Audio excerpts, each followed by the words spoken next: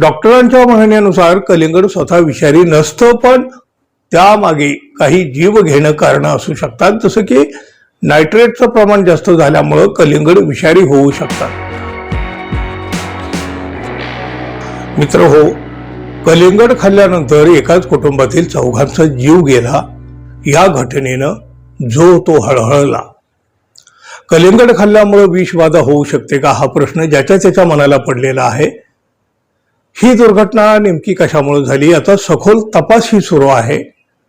वेगवेगळ्या कसोटीवर त्याची तपासणीही केली जात आहे. या मृत कुटुंबानं रात्रीच्या जेवणामध्ये बिर्याणी आणि त्यानंतर कलिंगड खाल्लेलं होतं.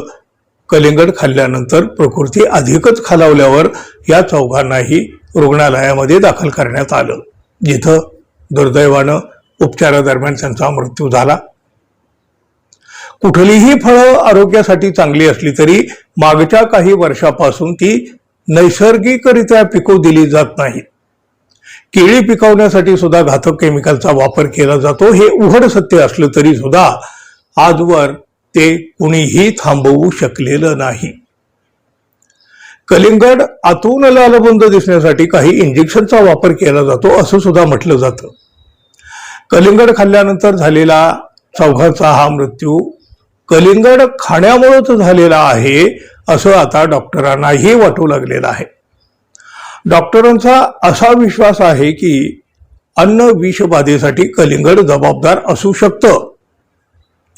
फळं लवकर पिकवण्यासाठी वापरली जाणारी धोकादायक रसायनं आरोग्यासाठी अत्यंत हानिकारक ठरू शकतात आणि त्यामुळं अन्न विषबाधा होऊ शकते.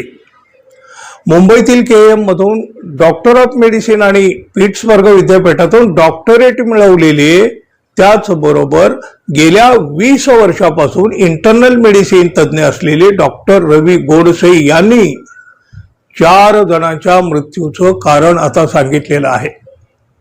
या घटनेचं नेमकं कारण शोधण्यासाठी तपास सुरू आहे. बघा, प्राथमिक माहितीनुसार त्या कुटुंबाला अन्नातून विषबाधा झालेली होती. तज्ज्ञांनी सांगितलं की फळं लवकर पिकवण्यासाठी वापरली जाणारी धोकादायक रसायनं आरोग्यासाठी अत्यंत हानिकारक असू शकतात आणि त्यामुळं अन्नातून विषबाधा होऊ शकते.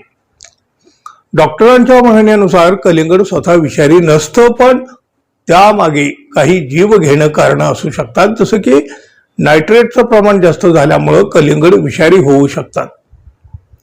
काही शेतकरी कलिंगड लवकर आणि अधिक टवटवीत वाढावेत यासाठी या नायट्रेट खताचा अनिर्बंध वापर करतात. जर या नायट्रेटचं प्रमाण खूप जास्त झालं तर ते विषारी ठरू शकतं. कृत्रिम रंग म्हणजे एरिथ्रोसिन कलिंगडाला विषारी बनवू शकतं.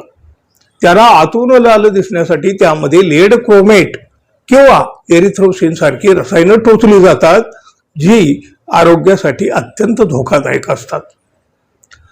अयोग्य साठवणुकीमुळे अन्न विषबाधा देखील होऊ शकते. कापलेलं कलिंगड जास्त वेळ बाहेर ठेवलं तर त्यामध्ये साल्मोनेला सारखं जीवाणू वाढू शकतात, ज्यामुळं जीवघेणी अन्न विषबाधा होऊ शकते. त्यामुळे आता एकाच कुटुंबातील चौघांचा मृत्यू नेमका कशामुळे झाला याचा अंतिम निष्कर्ष येण्याची प्रतीक्षा तर सगळ्यांना आहे. मित्र हो, काळजी घ्या, सतर्क राहा, तेवढंच आपल्या हातात आहे. आणि हो, जाता जाता कृपया आपल्या चॅनलला सबस्क्राईब करावं एवढी एक अपेक्षा. धन्यवाद. पुन्हा भेटू. नमस्कार.